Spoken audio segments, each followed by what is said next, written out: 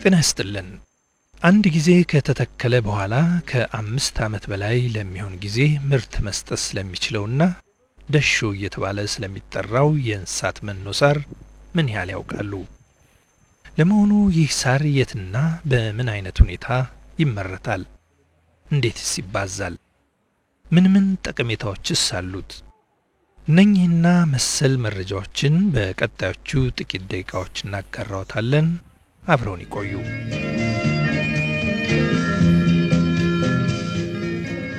እዚህ ላይ የምታዩት የመኖ አይነት ደሾ ሳር ይባላል።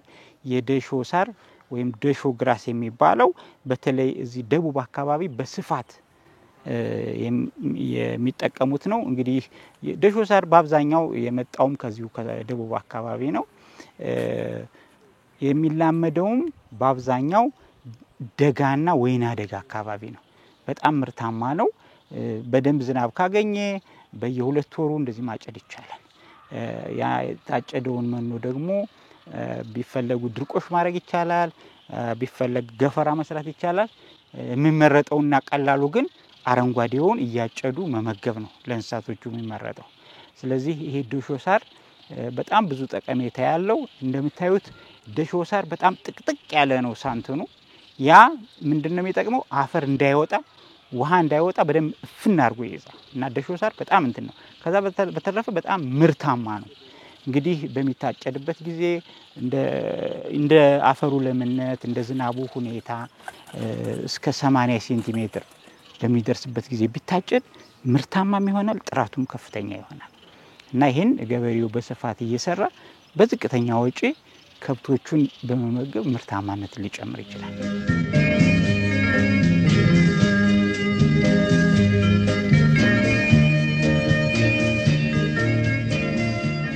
የደሾ ዛር የሚባዛው በስር ግንጣይ ነው። ዘር ብዙ ጊዜ አያመርትም ወይም አያወጣም። ቢያወጣም ዘሩ አይበቅልም። ስለዚህ የሚመከረው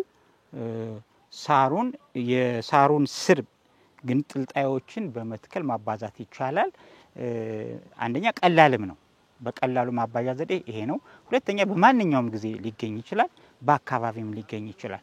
ስለዚህ ስሩን በመገነጣጠል የማባዛት ዘዴው በጣም ቀላል ነው። እንዴት ነው የምናደርገው? መኖ ሳሩ ሲያድግ 10 ሴንቲሜትር ወይም 15 ሴንቲሜትር ላይ አድርገን እናጭለዋለን ከላይ ያለው። ከዛ በኋላ ያ የታጨደውን ለእንስሳት እንመግባለን። ከታች ያለውን ግን ስሩን እንነቅልና እንገነጣጠላቸዋለን። በጣም ብዙ ግንጣዮች ነው የሚወጡት አንድ ቦታ ላይ። ስለዚህ እነዛን በትነን እንተክላቸዋለን። ስንተክላቸው ርቀት አለው። በመስመር ነው ብዙ ጊዜ የሚመከረው ለመስራት፣ ለማረምም ምን ለማለትም እንዲመች በመስመር መትከል ጥሩ ነው። በሁለቱ ተክሎች መካከል 20 ሴንቲሜትር ቢሆን፣ በመስመሮቹ መካከል ደግሞ እስከ 40 ሴንቲሜትር ቢሆን ይመከራል። እርግጥ ይሄ እንደ ሁኔታው እንትን ሊል ይችላል። ለምሳሌ የመሬት ለምነቱ በጣም ጥሩ ከሆነ ትንሽ ራቅራቅ ብናደርገውም ይገጥማል ራሱ ከትንሽ ጊዜ በኋላ።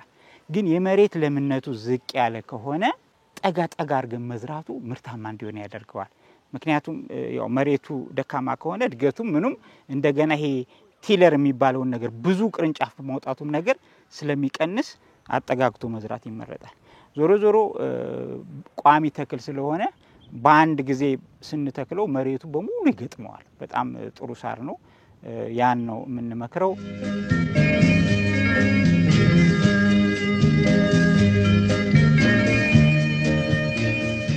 ቢቻል ማዳበሪያ ወይም ደግሞ ፍግ ወይም ኮምፖስት መጨመር ምርታማነቱን በጣም ከፍተኛ ያደርገዋል።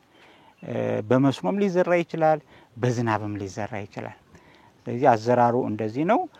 ዝርያዎች አሉ፣ 1-3 ዝርያዎች አሉ። እነዚህ ዝርያዎች የተመዘገቡ ናቸው።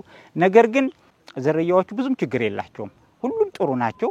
ማንኛውንም አይነት ዝርያ ብንጠቀም ተመሳሳይ ውጤት ነው የምንሰጠው። ስለዚህ ለገበሬዎች የትኛውንም ዝርያ ቢጠቀሙ ጥሩ ነው። አንዳንድ ሰብሎች ዝርያዎች በጣም ልዩነት አላቸው። ደሾ ግን የዝርያዎች ዲፈረንስ ያን ያህል ልዩነታቸው ያን ያህል አይደለም፣ መጠነኛ ልዩነት ነው ያለው። ስለዚህ ገበሬዎች የትኛውንም አይነት ዝርያ ቢጠቀሙ ችግር የለውም።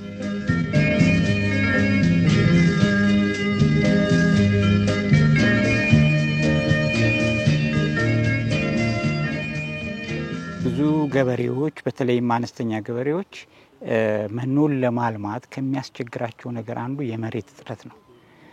በተለይ እንስሳትንና ሰብልን በጥምር የሚሰሩ ሰዎች ያው ቅድሚያ ብዙ ጊዜ ለሰብሉ ስለሚሰጡ የእንስሳትን መኖ ለመትከል በጣም ይቸገራሉ። ስለዚህ በእንደዚህ አይነት ሁኔታ ላይ ገበሬዎች አማራጮችን ማግኘት አለባቸው። አንዱ አማራጭ ምንድነው? ለምሳሌ እዚህ ላይ እንደምናየው በሰብሎች ውስጥ አሰባጥሮ መዝራት ይቻላል።